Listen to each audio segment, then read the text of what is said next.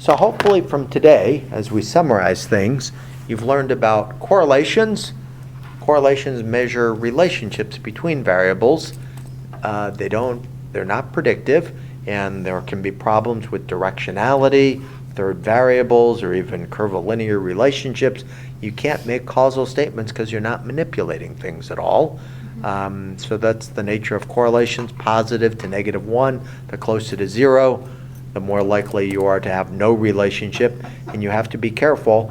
If they had actually shown me in their tables here, R's here of, 0.17 and being significant, I would have to take that with a grain of salt.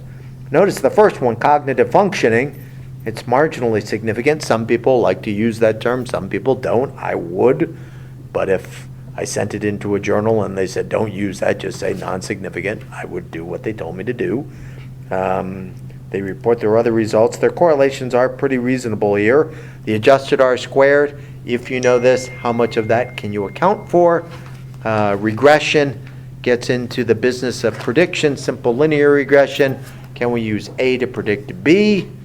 Multiple regression is the dump-in situation where you give a lot of things. You should have a model of design, and those predictor variables should be accounting for different things. Logistic regression is where you have the heart disease example. There are, what you really want when you do multiple regression, the fewest number of variables that account for the most variability.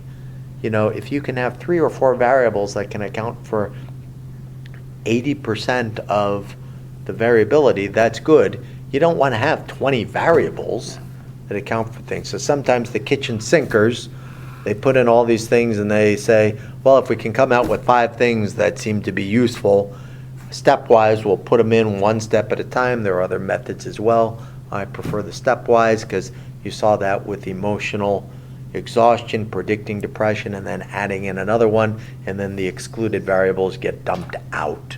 So different people have different preferences, and there are big long books on that. So we covered regression and correlation today with continuous variables. Week 1 was the chi-square and there are other non-parametrics.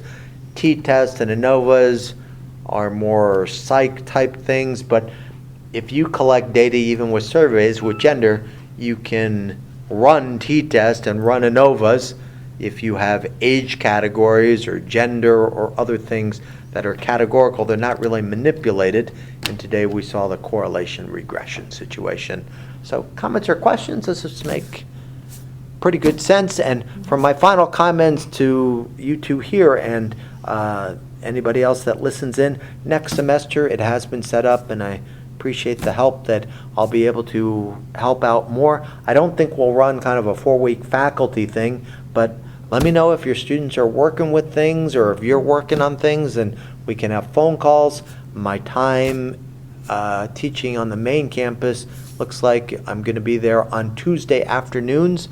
So coming over here on a Monday morning, meeting with individual people, or if there's a group situation, the PA professor said he has 4 faculty there. If they were all there on a Tuesday morning and wanted to chat with me as a group for 30, 40 minutes. You and I once had a conversation just about your project. Yeah. Happy to do whatever it takes to... I went back to the girls and said, here's what I need you to do with your data. So I'm hoping after the first of the year they will have put it in the spreadsheet and then we can look at it. And then if it's a situation where I meet with you guys or you send me the data and I run the analysis and bring it back to you and then we discuss it, that's what we'll do. Yeah.